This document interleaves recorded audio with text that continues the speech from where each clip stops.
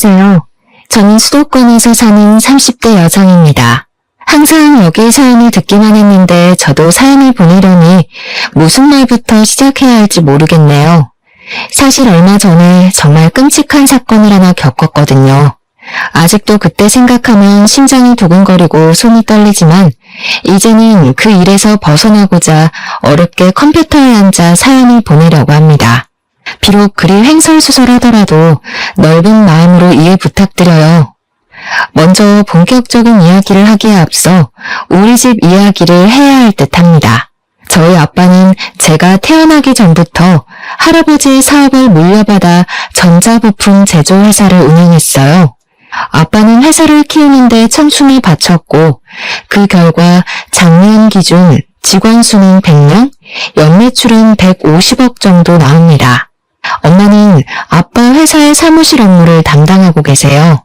저는 수도권의 4년제 대학교 영어영문학과를 졸업하고 처음에는 아빠 회사에서 일하려고 했지만 돌아다니기를 좋아하고 한 곳에 진득히 있지 못하는 성격이라 회사 생활은 너무 지루하고 재미없을 것 같았습니다. 무슨 일을 해볼까 고민하다가 어릴 때 꿈인 스튜어디스가 되어보고자 항공사에 지원했는데 서류는 항상 붙었지만 면접에서는 자꾸 떨어지더라고요. 1년 정도 도전하다가 계속 안 돼서 결국 포기하고 지금은 학원 영어 강사로 근무 중입니다. 그리고 사실 저에게는 가족이 하나 더 있는데 바로 1살 많은 오빠예요. 오빠와 저는 제가 7살까지는 같이 살았습니다. 하도 어린 시절이라 기억이 가물가물하지만 어릴 적 사진을 보면 저는 항상 오빠의 손을 잡고 다녔고 오빠는 저를 다정스럽게 쳐다보며 잘 놀아주었어요. 행복만이 가득할 것 같은 우리 집에 오빠가 학교에 입학한 해의 추석 명절날 비극이 닥쳤습니다. 수도권에 살던 우리는 우리 집과 가까운 친할머니 집에 있다가 전라도에 사시는 외할머니 집에 가기 위해 고속버스 터미널에 갔어요. 원래 명절 때마다 터미널에는 사람이 붐볐지만 그 해는 유난히 사람이 많아 아빠는 오빠를, 엄마는 내 손을 꼭 붙잡고 이동하다가 사람들에게 휩쓸려 오빠가 아빠의 손을 놓쳐버렸습니다. 아빠가 바로 오빠의 이름을 불렀지만 오빠는 증발한 것처럼 사라져버렸어요. 그 뒤로 한동안 저는 친할머니 집에 있고 부모님은 오빠의 행방을 찾으러 몇 년 동안 전국 각지를 돌며 다녔지만 오빠의 머리카락조차 발견되지 않았습니다. 오빠가 실종되고 우리 집은 몇 년간 초상집이었어요. 웃음소리도 대화 소리조차도 없었고 그저 눈물과 한숨소리로만 가득했습니다. 부모님이 저에게 화를 내거나 무섭게 하시지는 않았지만 부모님의 얼굴에는 그늘이 가득했었고 저는 그런 부모님께 투정이나 어리광 한 번 부리지 못하고 자랐어요. 그렇게 5년 정도가 지났습니다. 부모님은 여전히 슬픔에 잠겨 있었고 저는 왜인지 모르게 자주 배가 아프고 무엇보다 두통이 심했어요. 동네 내과 소아과에서는 큰 이상이 없다고 했지만 저는 많이 아프고 힘들어서 친구들과 놀지도 못했습니다. 그래서 대학병원까지 가서 검사한 결과 우울증 진단이 나왔어요. 부모님은 그 결과를 듣고서는 아들도 잃고 딸까지 잃을 뻔했다면서 펑펑 우셨습니다. 그리고 그날 이후로는 부모님이 점차 달라지셨어요. 항상 무표정으로만 계시던 두 분이 제 앞에서는 항상 웃으셨고 매주 주말마다 놀이공원, 상황이 안 되면 집 앞 공원이라도 나가서 함께 시간을 보냈습니다. 여전히 부모님은 오빠를 잃은 슬픔이 크긴 했지만 적어도 제 앞에서는 이전처럼 눈물이나 한숨을 보이지 않으셨어요. 이런 부모님의 노력 끝에 저는 우울증을 극복하고 다시 밝게 살 수가 있었습니다. 물론 아직도 제 마음에는 오빠를 잃은 아픔이 있기는 했지만요. 아무튼 무사히 대학교까지 졸업하고 학원 영어 강사가 되었고 친구가 소개팅을 해줘서 남편을 만나 결혼도 했습니다. 남편은 홀어머니를 모시고 사는 외동아들이에요. 저의 시어머니는 요양원 원장님이시고 상당히 직설적으로 말하는 성격이십니다. 처음에 제가 인사를 갔을 때도 제 직업에 대해서 들어보시고는 그깟 강사가 벌면 얼마나 버냐고 하시던 분이세요. 그래도 저에게 설거지, 제사, 김장과 같은 일을 시키시지도 않았고 부당한 요구를 하시는 분은 아니시기에 크게 불편하지는 않았습니다.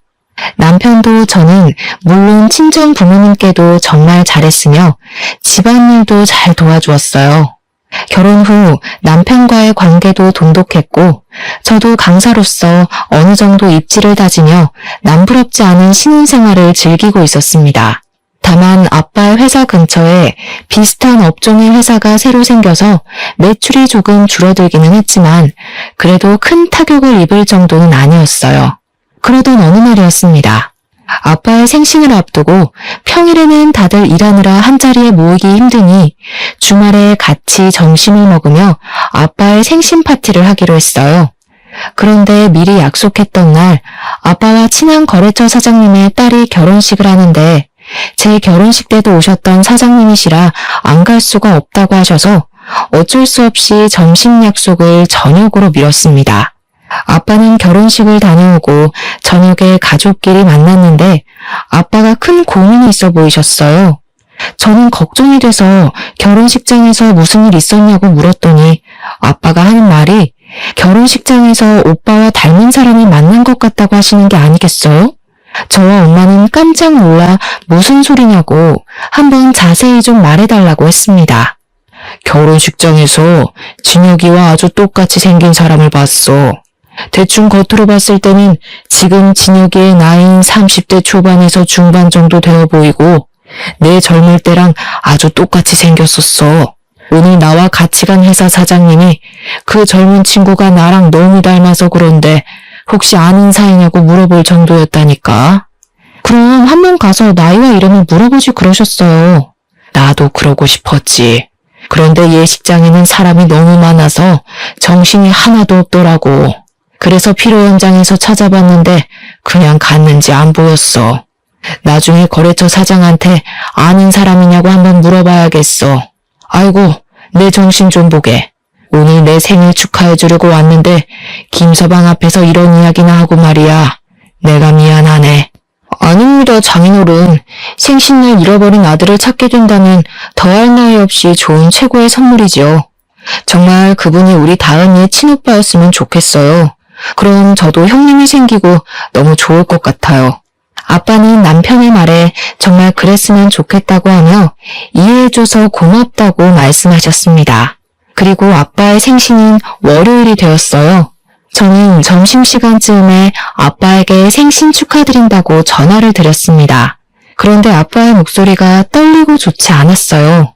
무슨 일이 있나 싶어 어디 편찮으시냐고 물었더니 아빠가 지금 너무 놀랄 일이 있어서 그런다고 하며 이따가 퇴근길에 밤늦게라도 잠시 집에 오라고 하셨습니다. 제 근무 시간이 오후 2시에서 밤 10시까지이고 정리하고 뭐하고 하면 밤 11시에나 퇴근할 수 있어요. 그래서 밤 11시에 집에 가도 괜찮냐고 했더니 상관없다고 하시며 오늘 꼭 잠깐만 집에 들러달라고 하시고는 전화를 끊으셨습니다. 아빠의 목소리를 들으니 무슨 안 좋은 일이 있나 싶어 걱정되어 엄마에게도 전화했는데 엄마는 전화를 받지 않았어요. 그날은 부모님 걱정에 어떻게 하루 강의를 마쳤는지 모르겠습니다. 어찌어찌 수업을 마치고 강의를 마치자마자 원장 선생님께 양해를 구하고 바로 집으로 달려갔어요. 집에 갔더니 부모님은 눈물을 흘리셨는지 눈이 벌겋고 팅팅 부어 있었고 그 모습을 본 저는 깜짝 놀랐습니다. 다은아, 놀라지 마. 진혁이를 찾은 것 같아. 너의 오빠 찾았다고. 아빠의 말에 저는 심장이 쿵 내려앉는 것 같았습니다. 너무 기쁘기도 하고 이게 도대체 무슨 상황인가 싶어 일단 차근차근 말해달라고 했어요. 아빠는 거래처 사장님 딸의 결혼식장에서 본 젊은 사람이 오빠라는 확신이 들었다고 합니다. 그래서 오늘 출근하자마자 거래처 사장님께 전화해서 사실 어릴 때 잃은 아들이 있는데 하객으로 온 한 젊은 친구가 아빠의 젊은 시절과 너무 닮아서 혹시나 해서 물어본다고 했어요. 그 말을 들은 순간 거래처 사장님은 누구를 찾으려는지 알 것 같다고 하며 오빠의 현재 직장을 알려주었다고 합니다. 알고 보니 오빠는 아빠 회사 근처에 새로 생긴 비슷한 업종의 회사 개발팀 팀장이었어요. 거래처 사장님이 오빠가 다니는 회사 사장님의 번호를 알려주셔서 아빠가 바로 사장님께 전화했고 오빠를 닮은 젊은 사람의 나이와 이름을 알 수 있는데 나이는 현재 오빠의 나이와 같은 35살이고 이름은 오빠의 이름과 같은 이진혁이었습니다. 이 사실을 안 것이 점심시간 즈음이었고 점심시간이 지난 후 아빠는 바로 그 회사로 달려가 봤지만 아쉽게도 오빠는 지금 다른 지방으로 출장 중이라 볼 수 없었어요. 하지만 사원증으로 사진은 볼 수 있었는데 사진을 보니 오빠라는 확신이 들었다고 합니다. 아빠는 회사 사장님으로부터 어떻게 오빠가 이 회사 직원으로 있을 수 있는지 그 이야기를 듣게 되었어요. 사장님은 지금 회사를 차리기 전에 다른 회사에서 부장으로 있었고 오빠는 신입사원이었습니다. 그 당시 오빠는 배우려는 열정도 가득하고 항상 열심히 하려고 해서 당시 부장이었던 사장님 눈에는 참 인상 깊었다고 해요. 그 뒤로 종종 같이 저녁을 먹으며 살아온 이야기를 했는데 오빠는 보육원에서 살다가 성인이 되어 자립금을 받고 시설에서 나와 직업 전문학교에서 이쪽 일을 배웠다고 했습니다. 사장님은 힘들게 살아온 오빠가 안쓰러워 더 잘 챙겨주고 기술을 하나라도 더 알려주려고 했다고 해요. 그러다가 사장님이 우연한 기회에 자신의 회사를 차릴 수 있었는데 함께 일할 직원을 구하다가 오빠가 생각나 개발팀 팀장으로 스카우트했다고 했습니다. 이 말을 들은 아빠는 눈물을 흘렸고 사장님은 오빠의 연락처를 알려주며 한번 연락해서 만나보라고 했다고 해요. 저는 부모님의 이야기를 듣고 드디어 오빠를 찾았다는 생각에 기쁘기도 하고 얼떨떨하기도 했습니다. 집에 가서 남편에게 오빠를 찾았다고 이야기하니 남편도 어떻게 이런 우연이 있냐고 하며 매우 잘 됐다고 했어요. 그리고 그 주 주말, 오빠와 우리 가족이 드디어 한자리에 만났습니다. 엄마는 오빠의 뺨에 어루만지며 드디어 우리 아들을 만났다고 눈물을 흘렸고 오빠 역시 너무 보고 싶었다고 하며 펑펑 울었어요. 그리고 오빠는 저를 보더니 매일 울기만 하고 코나 질질 흘리던 그 꼬맹이가 벌써 이렇게 커서 결혼까지 했냐고 했습니다. 우리 가족의 모습을 본 남편도 옆에서 눈물을 흘렸어요. 오빠는 지금 우리 집과 그다지 멀지 않은 곳에서 살고 있었기에 우리는 앞으로도 종종 모이기로 약속했습니다.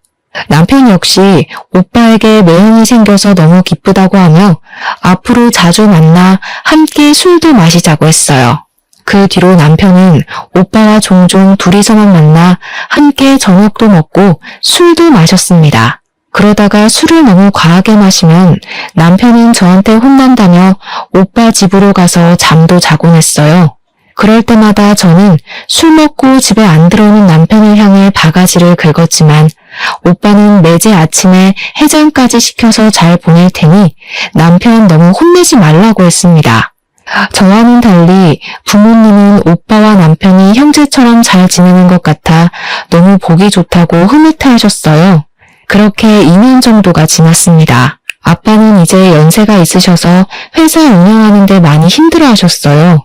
아빠는 같이 일도 하고 앞으로 회사를 물려받을 수 있을 정도로 믿을 만한 사람이 필요하다고 했습니다. 직원들도 있었고 회사 간부도 있기는 했지만 아빠는 그 사람들이 회사를 운영해 나가기에는 적합하지 않다고 생각하셨어요. 그래서 아빠는 오빠가 아빠의 회사로 오기 바랐지만 오빠는 지금 있는 회사의 사장님께 죄송해서 이직하기 어렵다고 했습니다.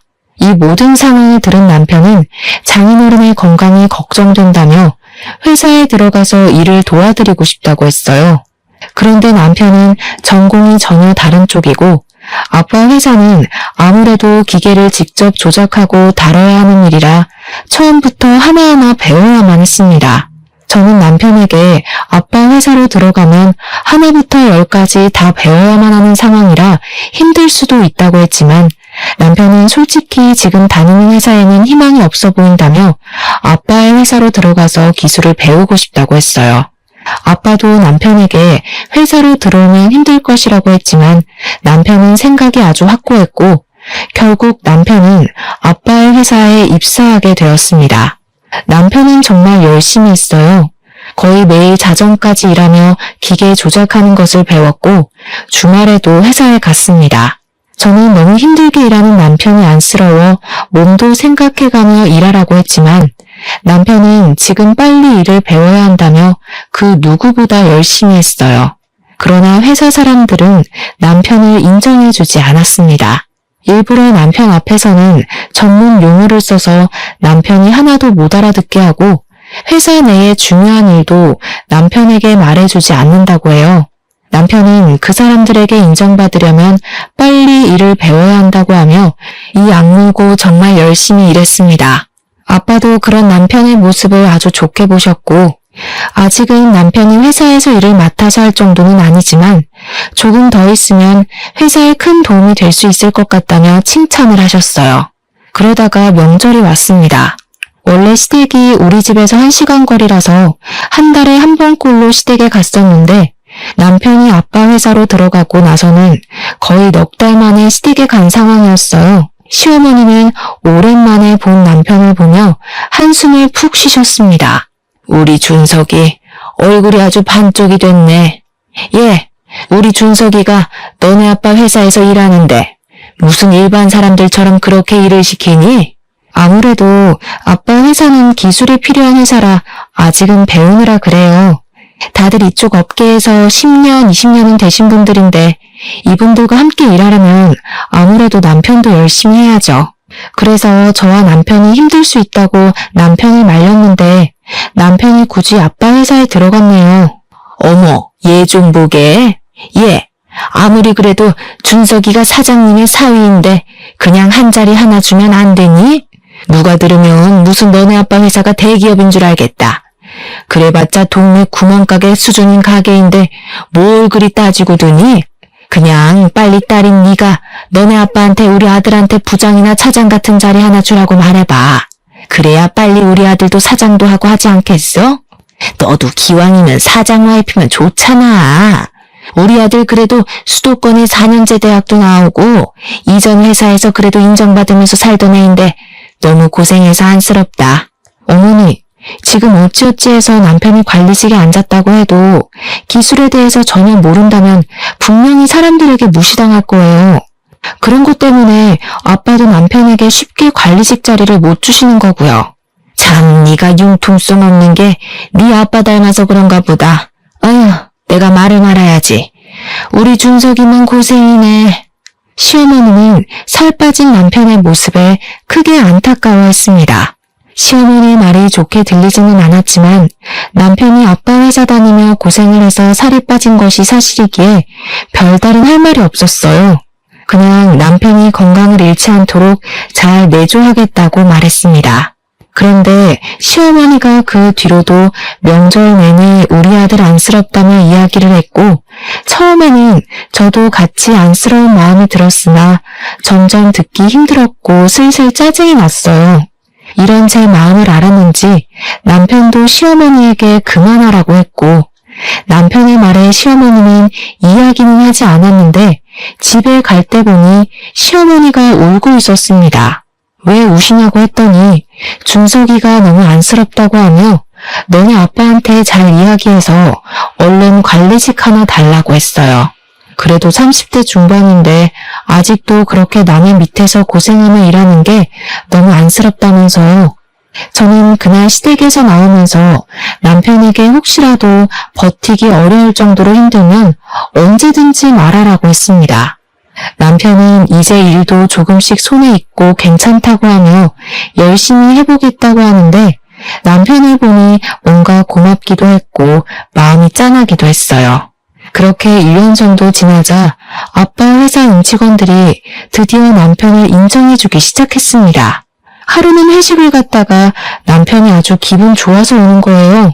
회식 때 무슨 좋은 일 있었냐고 했더니 오늘 회식 자리에서 부장님이 사과했다는 겁니다. 무슨 소리냐고 하니 부장님이 그동안 사장님의 사위인데다가 이쪽 업계에서는 한 번도 일해보지 않았다고 해서 낙하산으로 오해했는데 지난 1년간 정말 열심히 일하는 것을 봤다며 오해해서 미안했다고 말했다는 것이에요. 부장님의 말에 다른 직원들도 자신들도 오해했다고 하며 남편에게 사과했다고 합니다. 남편은 역시 진심은 통하는 것 같다며 뿌듯해했고 그 뒤로는 회사 사람들과 잘 어울렸고 대리로 승진도 했어요. 남편이 대리가 되고 얼마 지나지 않았을 때 아빠와 오빠 회사에 큰 변화가 생겼습니다. 이런저런 복잡한 사정으로 인해 오빠의 회사가 아빠의 회사로 인수합병이 돼서 오빠가 아빠의 회사에서 일하게 되었어요. 오빠가 다니던 회사와 아빠가 운영하시던 회사는 거의 같은 부품을 제조하는 업체이고 부품을 제조하는 기계 역시 거의 같았습니다. 그래서 오빠는 회사 일에 쉽게 적응할 수 있었고 일을 너무 잘했어요. 아빠 회사 사람들도 오빠가 일을 잘한다는 것을 부정하지 못했습니다. 게다가 눈치도 빠르고 눈썰미도 있고 사람들 사이에 잘 융화되었어요. 무엇보다 회사 합병 후 처음에 이런저런 갈등들이 꽤 많았는데 그런 갈등이 생길 때마다 오빠는 현명하게 대처해서 큰 싸움이나 갈등이 생길 뻔한 것을 막았다고 합니다. 사람들은 다들 오빠의 성품과 실력을 높이 평가했고 오빠는 바로 차장으로 초고속 승진을 했어요. 오빠는 임직원들이 낙하산이라고 불만을 토로하면 어쩌냐고 했지만 회사 내에서는 아무도 오빠가 차장이 되었다고 해서 불만을 품지 않았습니다. 이렇게 오빠는 초고속으로 차장이 되었지만 남편은 여전히 대리였어요. 물론 남편도 최선을 다해서 노력하고 있었습니다. 하지만 20살 때부터 직업 전문학교에 들어가서 일해온 오빠와 이제 고작 3년 차인 남편이 어떻게 같을 수가 있겠나요? 저와 아빠는 당연히 오빠가 먼저 승진하는 것이 바르다고 생각했는데 남편은 그게 아니었습니다. 남편은 계속 오빠가 차장이 된 것이 마음에 들지 않는다는 식으로 이야기했어요. 하루는 남편이 퇴근하고 집에 왔는데 투덜대는 것입니다. 장인어른 정말 너무하시는 거 아니야? 아무리 형님이 이쪽 업계에서 일했다고는 하지만 그래도 어떻게 차장까지 바로 승진시킬 수가 있어? 장인어른도 그러고 회사 사람들도 다들 형님한테 홀라당 홀려서는 보니까 기계 조작하는 것도 나랑 별반 다른 것도 없더구만. 어떻게 형님은 바로 차장이고 나는 아직도 대리 나부랭이냐고. 나도 이렇게 노력하고 있는데 말이야. 과장이라도 시켜줘야 하는 거 아니야? 나도 아빠한테 대충 회사 상황은 들었는데 솔직히 여보가 열심히 했던 것은 인정하지만 오빠는 지금 이 업계에서 20살 때부터 일해왔던 반면에 여보는 이제 고작 3년이야. 이런 상황에서 여보가 오빠보다 더 인정받기를 원한다는 것은 욕심 아닐까? 그리고 오빠가 차장이 된 것에 대해 불만을 가지는 직원도 아무도 없다면서 왜 여보만 그렇게 불만이야? 솔직히 나는 기계 어떻게 조작하는지 어떤지 아무것도 모르기는 하지만 그래도 아빠와 회사 직원들이 다들 인정했다면 여보보다 오빠가 더 실력이 있다는 뜻 아닐까? 말을 말자 말을 마라. 너도 이씨 집안이니 당연히 너네 오빠가 먼저 차장되는 게 당연하다고 생각하는 거겠지. 남편은 제 말에 수긍하지 못하고 혼자 씩씩대더니 작은 방으로 문 닫고 들어가 버렸습니다.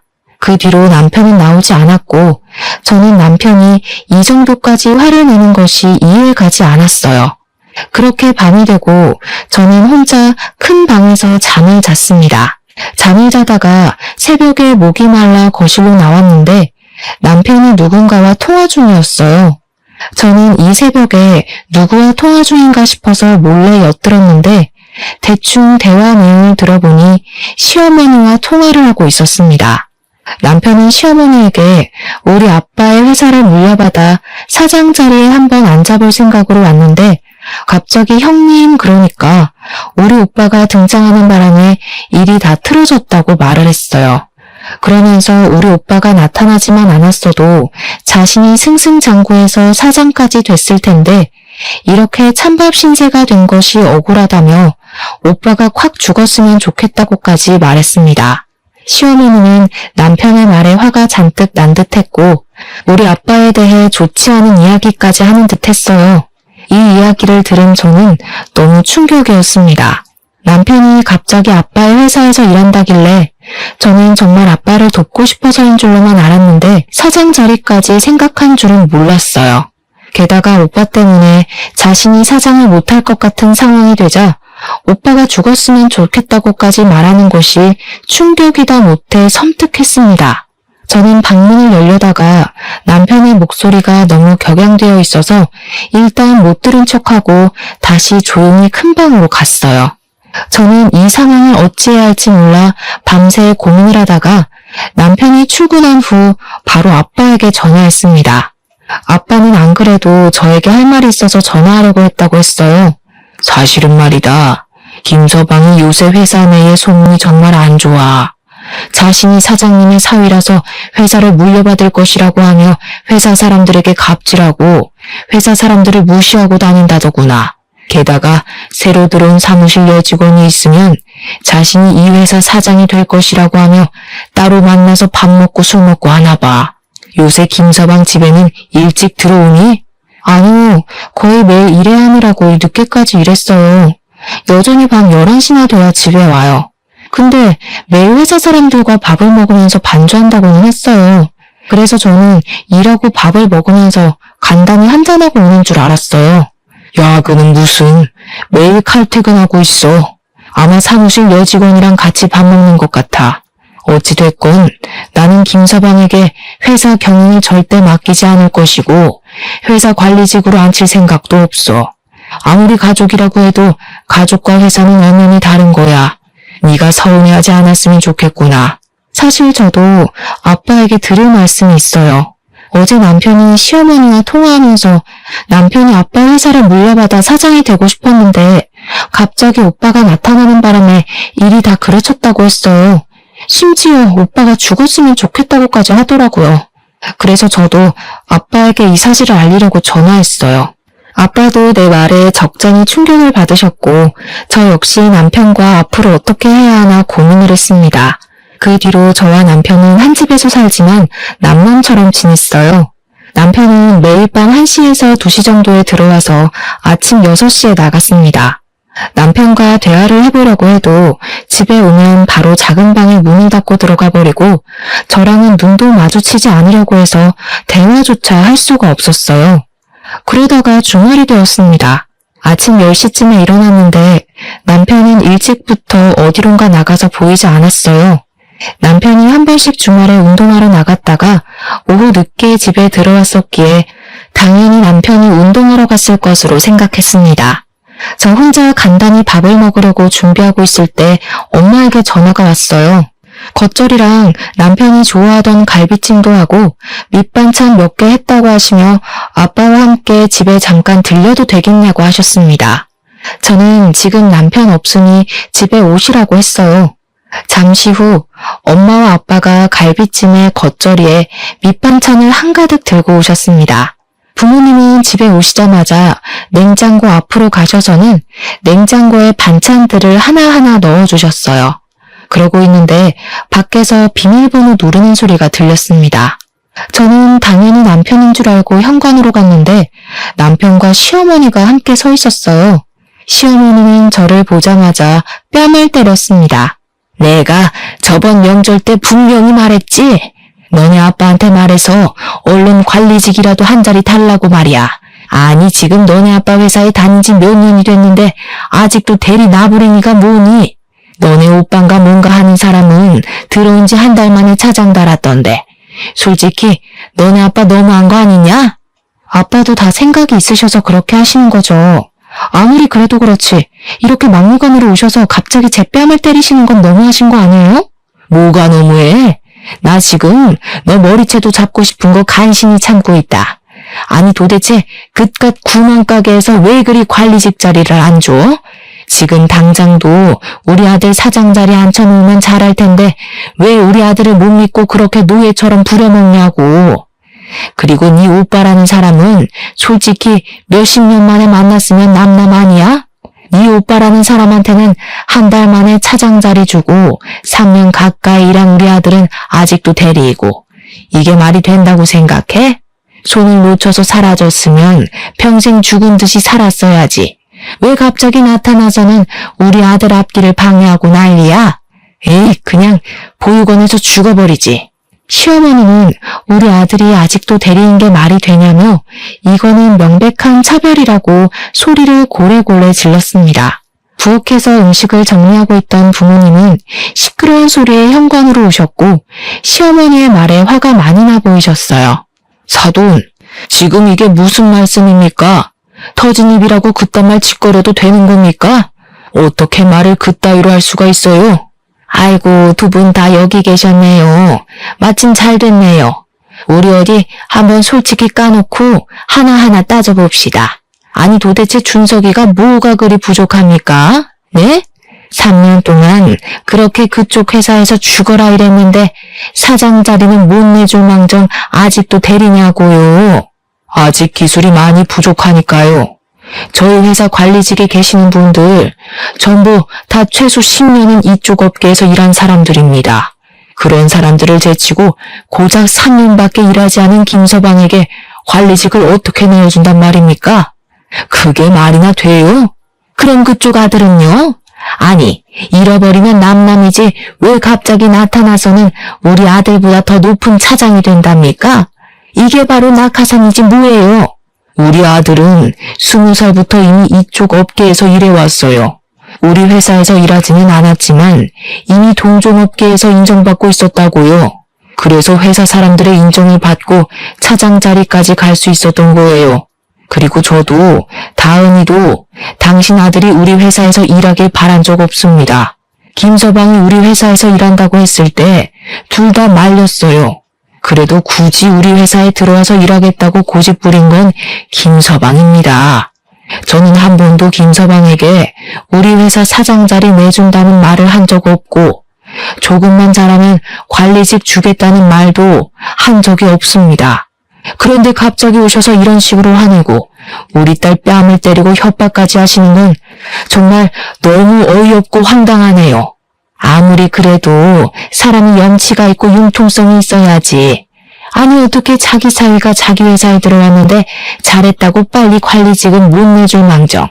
어떻게 3년 동안 그렇게 노예처럼 부려먹을 수가 있어? 이렇게 앞뒤가 꽉 막혀서야 듣자 하니까 너무하시네요.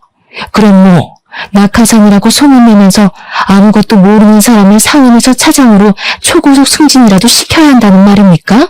우리 아들이 뭘 몰라요, 뭘? 우리 아들 그래도 수도권 4년제 대학 나온 인재야. 인재라고. 진짜 이 집구석은 말이 안 통하네. 준석아, 가자. 너 일단 집구석이랑 이제 연 끊고 이혼해. 너도 이제 이 집구석 싫지? 네. 저도 사위한테 사장 자리 하나 안 내주는 장인어른의 사위 노릇 할 생각 없네요. 엄마 말씀대로 우리 이혼하겠습니다. 잘됐네. 나도 너의 새까만 속내 알고 어떻게 해야 하나 고민했었는데 우리 갈라서자. 이혼하자고. 이혼하자는 내 말에 남편은 시어머니를 모시고 집에서 나갔습니다. 저와 부모님은 한참 동안 우리는 말을 잇지 못하다가 어렵게 엄마가 진짜 이혼해도 괜찮겠냐고 물었어요. 저는 엄마에게 지금 아이도 없고 검은 속내가 가득한 사람인데 어떻게 같이 살겠냐고 했습니다. 부모님은 알겠다고 하시며 일단 내일은 주말이고 하니 부모님 집에서 같이 있자고 했어요. 저는 부모님이 챙겨주신 반찬들을 다시 챙기고 제 짐들을 챙겨서 친정으로 갔습니다. 친정에서 같이 저녁을 먹고 밤 11시쯤에 잠을 자려는데 엄마의 핸드폰이 울렸어요. 보니까 전화를 건 사람이 오빠였는데 엄마는 이내 표정이 아주 심각해지셨습니다. 왜 그러시냐고 물어보니 다세대 주택 1층인 오빠의 집에 불이 났다는 것이에요. 다행히 화재 당시 오빠는 잠깐 지인을 만나러 나간 상태여서 다치지는 않았고 다른 집에 사시는 분들도 바로 다 대피해서 인명피해는 없었습니다. 불은 이웃의 신고로 10분 만에 바로 꺼지기는 했지만 오빠가 살던 집 내부가 다 타버렸어요. 일단 오빠는 바로 부모님 집으로 왔고 저는 오빠에게 어쩌다 불이 난 것인지 물어보았습니다. 오빠의 말로는 지인을 만나고 집에 오는데 집 근처에서 남편을 본 것 같다고 했어요. 어두웠지만 분명히 남편이 평소에 자주 입던 운동복에 모자를 쓰고 있었고 남편도 역시 오빠를 본 것 같았지만 의도적으로 피한 것 같다고 했습니다. 그렇게 남편이 사라지고 나서 오빠 집에 불길이 치솟았다고 해요. 이 소리를 듣고 화가 난 우리 가족은 바로 남편은 방화범으로 고소했습니다. 다음날 화재 원인을 찾기 위해 합동 감식을 했는데 방화로 확인되었고 CCTV와 맞은편 주차되어 있는 차량 블랙박스를 확인한 결과 남편이 근처 쓰레기에 불을 붙이고 1층에 살던 오빠 집 창문에 투척하는 장면이 아주 적나라하게 찍혔더라고요. 남편은 바로 구속이 되었습니다. 저는 남편의 구속과 동시에 이혼을 하려 했으나 당당히 이혼하자던 남편이 이혼 동의를 해주지 않았어요. 결국 우리는 이혼 소송까지 하게 되었습니다. 이혼 소송까지 해야겠다는 제 말에 아빠는 직장에서 남편과 불륜 저지른다고 소문난 20대 회사 여직원의 인적 사항을 알려주셨어요. 저는 바로 그 상간녀와 만났는데 상간녀는 저를 보자마자 무릎을 꿇더니 아직 20대인데 제 앞길 꼬이는 것 원하지 않는다고 하며 잘못했다고 빌었습니다. 그러면서 사실 유부남인 것을 알고 만날 생각이 없었는데 너무 치근대서 한두 번 만난 게 서너 번 됐다고 했어요. 만나면서도 이게 아니란 것은 알았는데 사장님의 사위라고도 하고 또 이혼할 것이라고도 하니 정말 그런 줄로만 알았다고 했습니다. 그러면서 원하시는 부모님이 계시는 지방에 내려가서 조용히 살 테니 제발 한 번만 용서해달라고 했어요. 저는 정말 상간녀 소송까지 할 마음으로 왔는데 상간녀의 이야기를 들어보니 상간녀도 그놈한테 속았다는 생각이 들었습니다. 그래서 상간녀 소송은 하지 않는 대신 남편이 불륜 피웠다는 모든 사실을 자백받고 증거까지 다 받았어요. 그리고 저는 이 모든 것들을 다 증거 자료로 제출해서 이혼 소송을 진행했습니다. 그냥 깔끔하게 이혼을 하면 될 일을 위자료까지 물어주게 생기자 시어머니가 저에게 전화했어요. 제가 전화를 받지 않자 시어머니는 계속 저에게 전화했고 그래도 끝까지 제가 받지 않자 친정집까지 찾아왔습니다. 저와 엄마는 집안으로 들일 생각이 없었지만 잠깐 열린 틈을 타서 무작정 시어머니가 집안으로 들어왔어요. 내가 우리 준석이가 너무 고생하는 것 같아서 나도 모르게 욱해서 그때 이혼하라고 했었어. 하지만 내 진심은 아니었다. 정말이야. 우리 준석이가 방화를 저지른 것은 잘못이지만 이혼만큼은 안 하면 안 되겠니? 이제 나도 준석이도 자리 욕심 안 부리고 조용히 살게. 그러니까 네가 너네 아빠 아니지. 바깥 사돈 좀 잘 설득해서 이혼하지 말고 죗값 받고 나오면 다시 그 회사에서 일하게 해주면 안 될까?